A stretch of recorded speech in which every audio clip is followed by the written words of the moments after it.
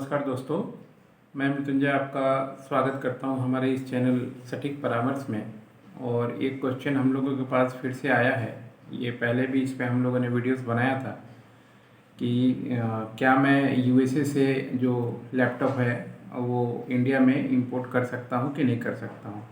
यानी इनका जानना है कि अगर ये काम कर रहे हैं यूएसए से, या मान लीजिए एक्सपोर्ट इंपोर्ट का जो भी इनका बिजनेस वो काम करते हैं, तो वो किस तरीके से इंपोर्ट कर सकते हैं।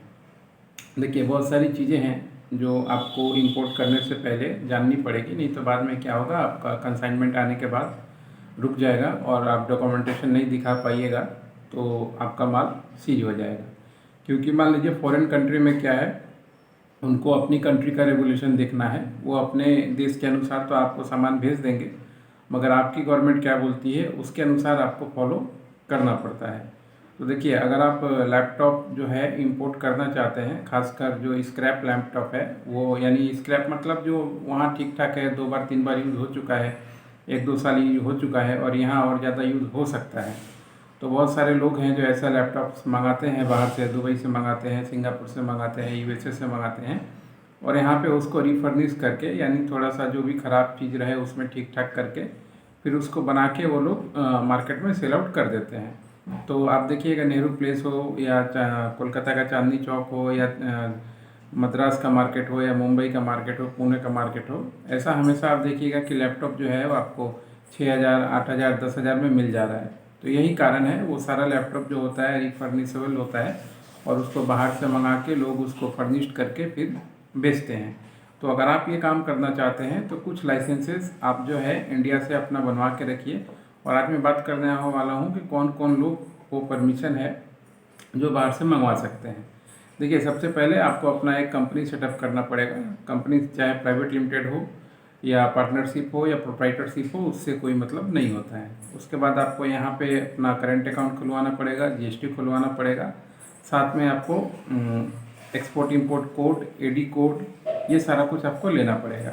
इसके बाद अगर आप मान लीजिए दिखाते हैं कि हाँ आपको इंपोर्ट करना है, तो इंपोर्ट करने के लिए गवर्नमेंट का नॉर्म्स है कि अगर आप लैपटॉप का इंपोर्ट करते हैं तो आपके पास ईआरपी लाइसेंस अभी जो होता है, या मान लीजिए आपको इसको एक्सपोर्ट के लिए या इंपोर्ट के लिए भी बोलते हैं, पोल्यूशन कंट्रोल का भी लाइसेंस इसको बोलते हैं, आपको ईपीसीबी का भी लाइसेंस इसको बोलते हैं, बहुत सारे नामों से ये जाना जाता है।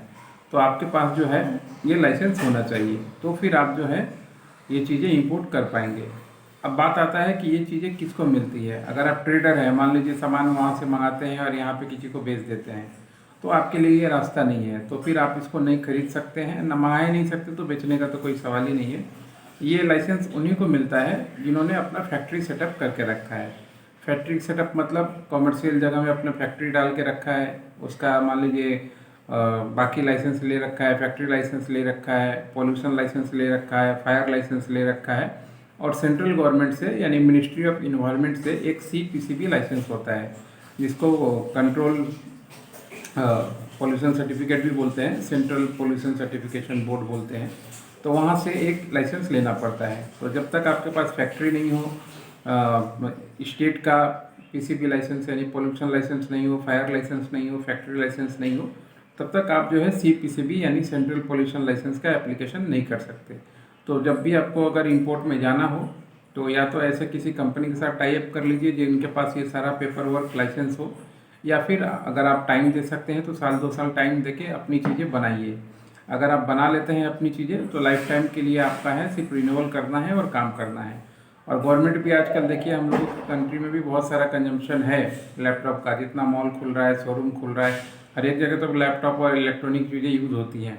तो उसी लाइसेंस के बेस पे आप इंडिया में भी गवर्नमेंट से सारी चीज़ें खरीद सकते हैं, इलेक्ट्रॉनिक पार्ट्स, और फॉरेन से भी मंगवा सकते हैं। तो आपको बहुत सारा बिजनेस का अपॉर्चुनिटी मिल जाता है।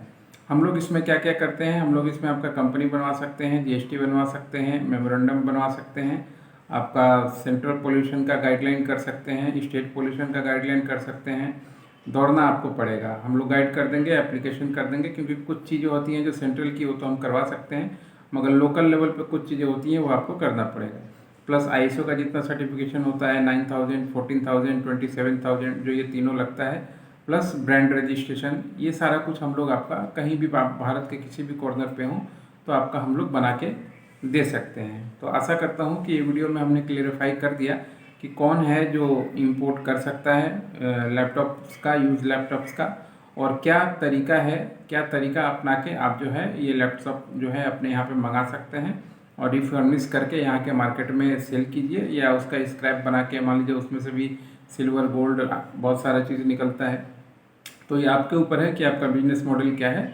मगर गवर्नमेंट का बिजनेस मॉडल और गवर्नमेंट का जो सिस्टम क्लियर है, आपको पॉल्यूशन, फायर और सेंट्रल का पीसीबी ये मस्ट है। इसके अलावा जो बिजनेस करने का लाइसेंस है जो हमने बताया वो आपको लगेगा। फिर आप चाहें तो उसके बाद बाहर से कंटेनर में चाहें या फ्लाइट में चाहें, जैसे भी चाहें आप लैपटॉप मंगा सकते हैं और अपना काम कर सकते हैं। अगर इस सब्जेक्ट पे आपको कुछ पूछना हो तो व्हाट्सअप कीजिए 9230222490 पे, हम आपको और भी ज़्यादा डिटेल बता देंगे। मगर जो सर्विस होगा ये सारा सर्विस पेड कंसल्टेंसी में आएगा। आज के लिए इतना ही दोस्तों, नमस्कार।